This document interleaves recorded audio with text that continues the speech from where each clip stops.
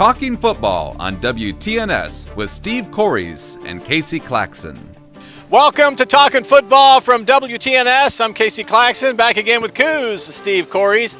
Talkin' Football brought to you each and every week by Coshocton Regional Medical Center, your local healthcare team supporting local athletics. Coshocton Regional Medical Center, where care matters most. It is week 3 of the high school football season, and Coos, it's going fast. It always does. That's one thing about football. You know, you start and you think, we still got 10 weeks, but now all of a sudden we're in week 3. Yeah, definitely going very quick. Well, we've got a big game coming up on Friday night. The Ridgewood Generals will be taking on a new opponent in Lutheran East. Before we talk about that game, let's go back, Coos, and kind of recap the games from week 2, and then we'll also talk about the Coshocton Redskins and the Riverview Black Bears as they prepare for their week 3 matchup.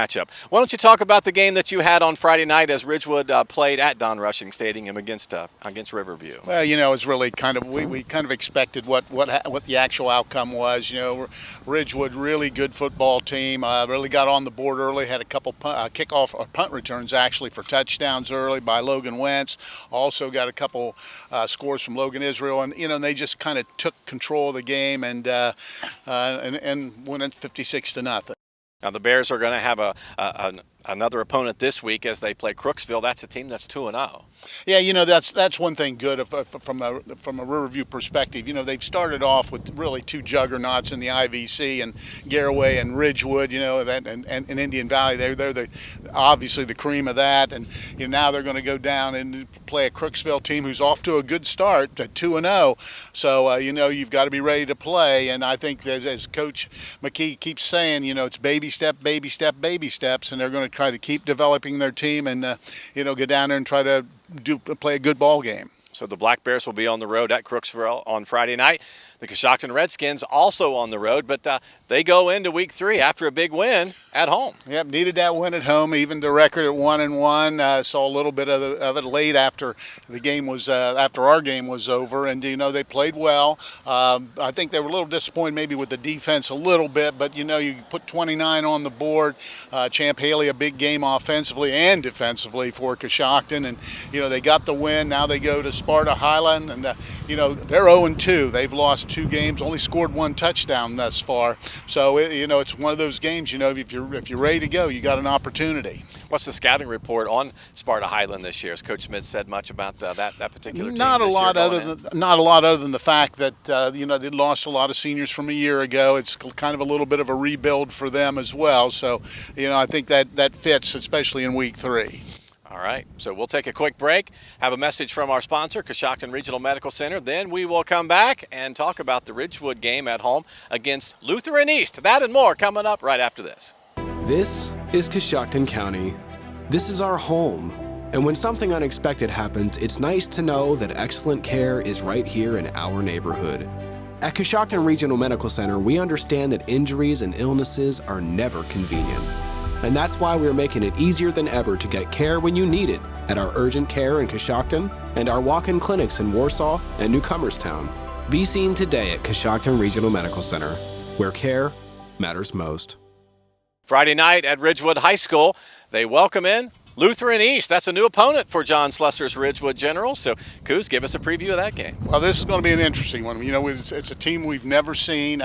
Early on, I would have probably told you I don't expect Ridgewood to have much trouble, but after talking with some of the coaches up there, they've got a recruit in that came into school. He's a player that I believe is heading to Youngstown State, so they like to throw it around a lot, and they've got great team speed. They can run, and that's going to create some issues. So it's going to be an interesting game because it's really one of those games we just never see, and we don't have a lot to base it on. But they're 1-1, won easily their first week, but got handled pretty easily last week. So looking forward to seeing that game. I know whenever we talked to Coach Slessor earlier in the preseason, I think Ridgewood scrimmaged against Lutheran West, and Coach Slessor asked their coaches, hey, what can you tell us about Lutheran East? And those guys are like, we don't know anything about them. They're on the other side of town. So it will be interesting to see how that game unfolds, and I'm sure we will hear more as the week as the week progresses. But you know that Ridgewood is going to just do what they do. You're right. You're not going to change their philosophy. They're going to run it at you. But I'll tell you the one thing that I've seen early on with Ridgewood is they've got so many weapons in that backfield. Plus they've got some good receivers that can go get the football, and they're going to be dynamic offensively. You got to be prepared when you play that team. All right, so we will have the game coming up on Friday night. We'll start the pregame show about 6:40 on FM 99.3 WTNS. It'll be Coos and Gary Forbes setting in on the play-by-play as Chris Wallace will be off on vacation this coming Friday night. We will also live stream the game on the WTNS YouTube channel, so make sure you tune in for that on Friday night. All right, it's time now for our question for Coos. And, I didn't have a question this week, and I was racking my brain over the weekend. I asked my wife, I was like, I got to come up with a question for Coos. So she came up with one. So here's the question, direct from Mrs. Claxon. So she said, was Coos ever a coach? I mean, we know Coos is the broadcaster. We know he's everybody's best friend in town, a sales extraordinaire. But, Coos, were you ever a coach? Actually, I've done that as well. Oh, okay. I helped with the varsity girls basketball program for about 4 or 5 years in the mid-'90s. Yeah. Then when my daughter came back, she became the 7th grade girls coach for probably 5 or 6, 7 years, and I helped her with that. So I actually done both sides. The toughest one was coaching with your daughter when she's the head coach and you're the assistant. Oh, so you had to sit there and be quiet. I have to take orders. Did she ever tell you go sit at the end of the bench? She just has to say, now calm down, Dad, calm down. Calm down. Okay, so Coach Coos and Dad all at the same time.